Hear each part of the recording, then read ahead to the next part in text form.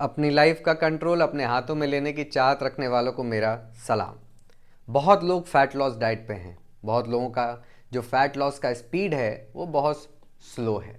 किस तरह से अपने फैट लॉस के स्पीड को बढ़ाना है जानेंगे आज के इस एपिसोड में। अगर मेरे चैनल पे नए हैं तो सब्सक्राइब करना मत भूलिएगा।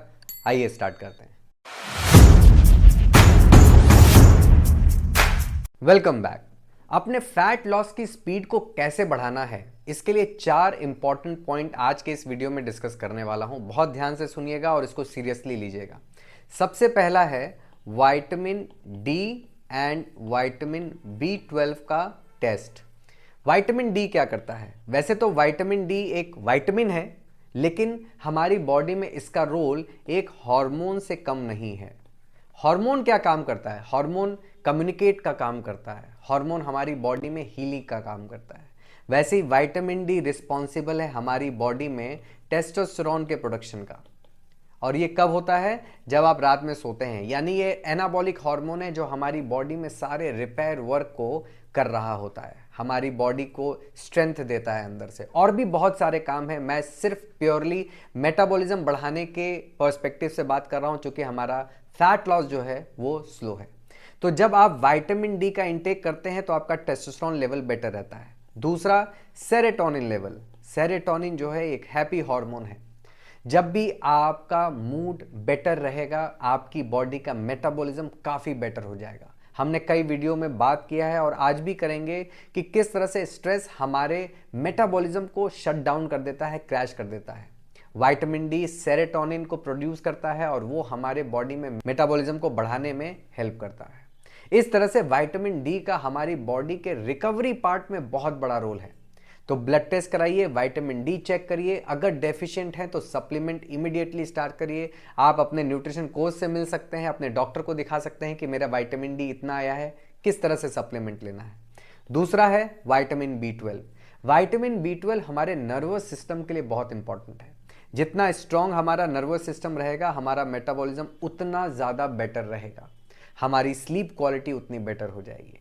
इसलिए ये 2 विटामिन हमारे फैट लॉस के लिए बहुत इंपॉर्टेंट है। इमीडिएट ब्लड टेस्ट करा के डॉक्टर से मिलिए या अपने हेल्थ कोच से मिलिए, जो आपको सप्लीमेंट एडवाइस करेगा। दूसरे पॉइंट की तरफ बढ़ते हैं, रेस्ट। अब रेस्ट का मतलब है कि आप जितनी इंटेंस ट्रेनिंग करते हैं उतना ही अच्छा आपको रेस्ट लेना है। क्यों? क्योंकि जब आप इंटेंस ट्रेनिंग करते हैं तो आपके मसल पे लोड आता है, आपके लिगामेंट्स और टेंडन्स पे लोड आता है। इनको रिकवर करने के लिए टाइम चाहिए और रेस्ट चाहिए। अगर आप रेस्ट नहीं देंगे तो आपके मसल्स में माइक्रो ट्रॉमा बढ़ता चला जाएगा। माइक्रो ट्रॉमा मतलब वेयर एंड टेयर, वो बढ़ता चला जाएगा और एक ऐसा समय आएगा जब मसल इंप्रूव करने के बजाय डेटोरिएट करने लग जाएगा। तो हफ्ते में अगर 5 दिन आप इंटेंस वेट ट्रेनिंग करते हैं तो 2 दिन का रेस्ट जरूर दीजिए। इसके अलावा लिगामेंट्स एंड टेंडन्स, जब आप कंटिन्यूअस लोड डालते रहते हैं अपने बॉडी के ऊपर तो आपके लिगामेंट्स और टेंडन्स बिल्कुल थक जाते हैं, उसको भी रेस्ट की जरूरत है। तो अगर आप पिछले 5 हफ्ते या 6 हफ्ते से इंटेंस ट्रेनिंग कर रहे हैं तो बीच में 1 हफ्ता बॉडी को डिलोडिंग में डालिए। डिलोडिंग का मतलब क्या होता है कि आप इंड्योरेंस ट्रेनिंग करिए।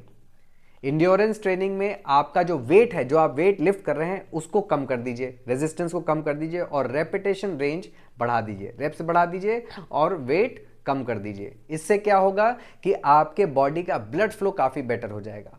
आपके जो टेंडेंस और लिगामेंट्स जो इतने दिन से इंटेंस लोड उठा रहे थे उनमें डिलोड होने लगेगा और उनमें भी रिकवरी का प्रोसेस स्टार्ट हो जाएगा। इससे एक और फायदा होगा, आपकी इंजरी के चांसेस काफ़ी कम हो जाएंगे। जो लोग इंटेंस वेट ट्रेनिंग लगातार कर रहे हैं बिना रेस्ट दिए, उनके टेंडेंस और लिगामेंट्स में इंजरी के चांसेस भी बहुत बढ़ जा रहे हैं। तो फैट लॉस के साथ साथ मैं आपको यह भी बता रहा हूं कि अपने इंजरी के चांसेस को किस तरह से आप मिनिमाइज करेंगे। जितना इंटेंस ट्रेनिंग आप कर रहे हैं उतना ही ज़्यादा बॉडी को रेस्ट भी देना है। थर्ड, एक्सरसाइज किस टाइप का करते हैं, इससे भी आपकी बॉडी के फैट लॉस स्पीड पे बहुत असर पड़ रहा है। क्या आप सिर्फ कार्डियो कर रहे हैं या आप सिर्फ स्ट्रेंथ ट्रेनिंग कर रहे हैं? बहुत लोगों को मैं देखता हूं कि वो पूरे टाइम कार्डियो में स्पेंड कर देते हैं, यानी कि पूरा का पूरा एनर्जी कार्डियो में चला जाता है। अब कार्डियो जो है वो it's a good form of activity, no doubt, but ये कार्डियो आपके मसल्स को चैलेंज नहीं करता। अगर मसल्स को चैलेंज नहीं करेगा और आप फैट लॉस कर रहे हैं, यानी कि आप कैलोरी डेफिसिट डाइट पर हैं, तो आपका मसल लॉस होने लगेगा। मसल लॉस होगा तो क्या होगा आपके मेटाबॉलिज्म के साथ? मेटाबॉलिज्म भी लॉस होगा। और फैट लॉस डाइट पे आपका मेटाबॉलिज्म भी स्लो है, तो आपके फैट लॉस की स्पीड तेज कैसे हो सकती है? तो बहुत इंपॉर्टेंट है कि आप स्ट्रेंथ को प्रायोरिटी दें, यानी कि रेजिस्टेंस ट्रेनिंग करें। अब रेजिस्टेंस ट्रेनिंग का मतलब ये नहीं कि आपको जिम जाना ही जाना है, आप योगा भी करेंगे तो भी वो स्ट्रेंथ ट्रेनिंग है। आप अगर घर पे रेजिस्टेंस बैंड्स का यूज कर रहे हैं एक्सरसाइज करने के लिए, वो भी रेजिस्टेंस वेट ट्रेनिंग है, स्ट्रेंथ ट्रेनिंग है। तो स्ट्रेंथ ट्रेनिंग को प्रायोरिटी दीजिए, यानी कि उसको जरूर करिए। अगर कार्डियो करना चाहते हैं, कार्डियो करने में अच्छा लगता है, आपको ऐसा लगता है कार्डियो करने से वेट लॉस होगा, तो जरूर करिए, लेकिन स्ट्रेंथ ट्रेनिंग तो कंपलसरी है।